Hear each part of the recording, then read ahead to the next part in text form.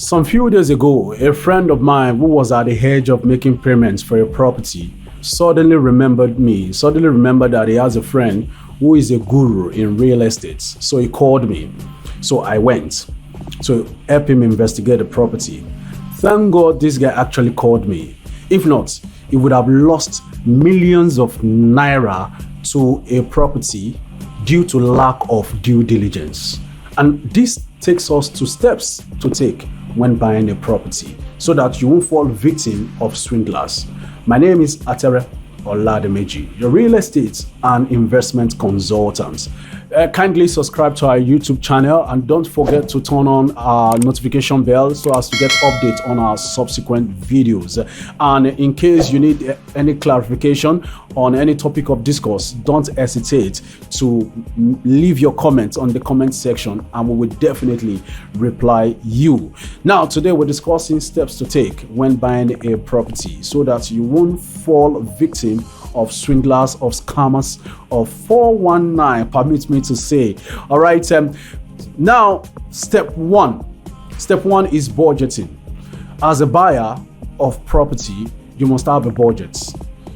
You must stick to a particular budget so that you won't be oscillating, going back and forth, chasing after shadows. Budget is very important. Budget guides you to a particular areas that you want. Budget guide you to the categories of property you want to buy.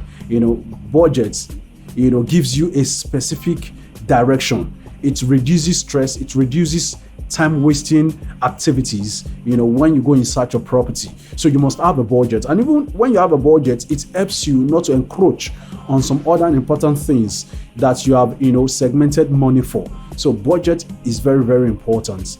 All right. And the step two when buying a property is you must hire a realtor. There are professionals in every field. You can't know everything.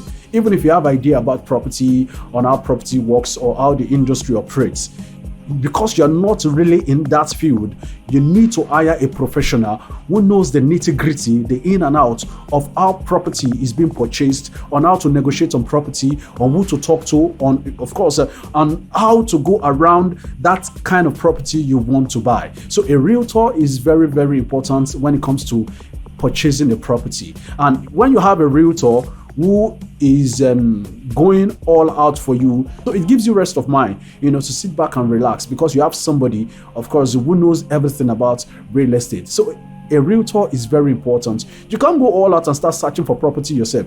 You will get fagged out. You will run out of breath. So this realtors knows how to go about it to conserve energy.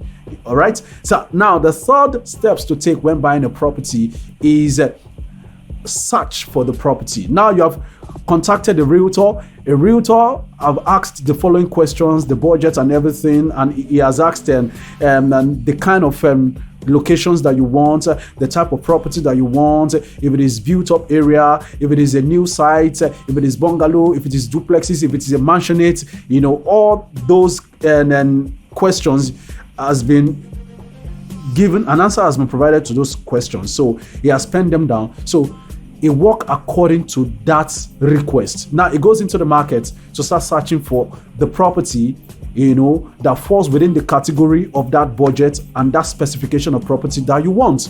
So now the realtor takes you all out. You guys go all out to search for the property. And I bet you will see a lot of property that falls into the categories of property you've actually made request for. Now, once you see all those numbers of property, now the one that best suits or the one that appeals to your, to your interest, the one that appeals to you more, you have that, liberty to check it and ask your realtor, let's go and inspect this property. And your realtor will make an arrangement for that property to be inspected. Now, you guys will go into that property, the property is open up to you guys, then you inspect every nooks and crannies of that property, then you are allowed to ask every questions you need to ask, because buying a property is not as if you are buying a loaf of bread. Buying a property involves huge sum of money. So as such, you need to do all the right things. You need to, put all the right questions, to the owner or the mandate of whoever has allowed you guys into that property.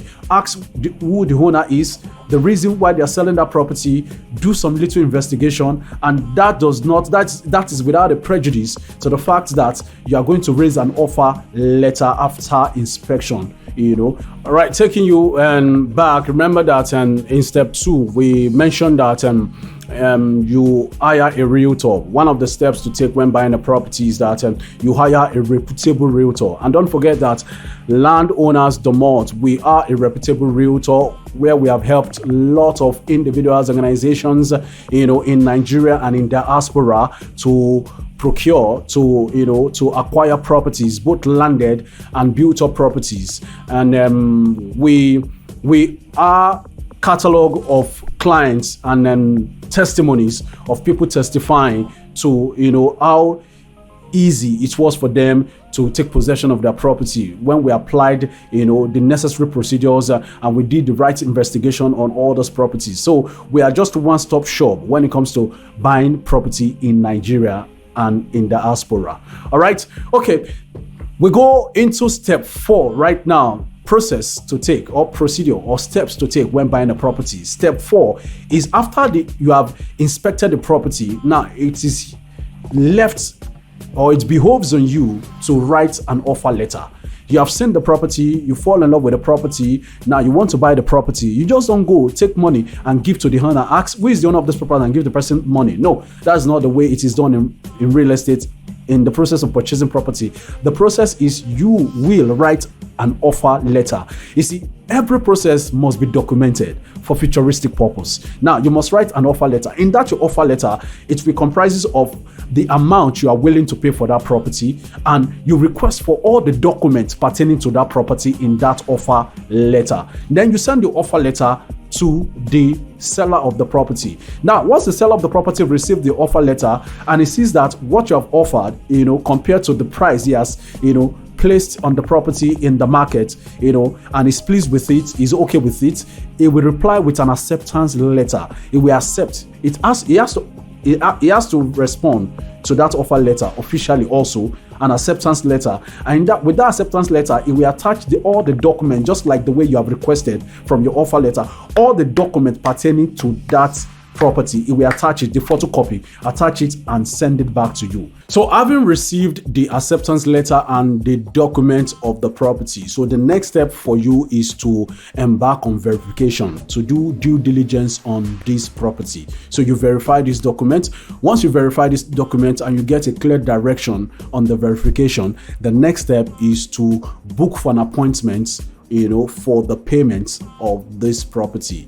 Now, the mandate of the buyer, that is the step 6. Now, the step 6 right now is the agent or the realtor or the lawyer, from the seller. We have to fix an appointment with the realtor of the buyer and fix a date where they will all converge to discuss and get some few clarification on the documents and the letters that has been exchanged. So that's the step 6. So they all sit, discuss, and ask few questions, and the lawyer of the buyer and the lawyer of the seller sit, and there's document, deed of agreement and contract of sale documents. These are documents where both buyers and sellers will append their signature. There are columns in this document when both of them will append their signature. So this document establishes that ownership of the property is being transferred to someone else. So there are content, there are details in this document that establishes those facts. And of course, with this document attached are the document of the property.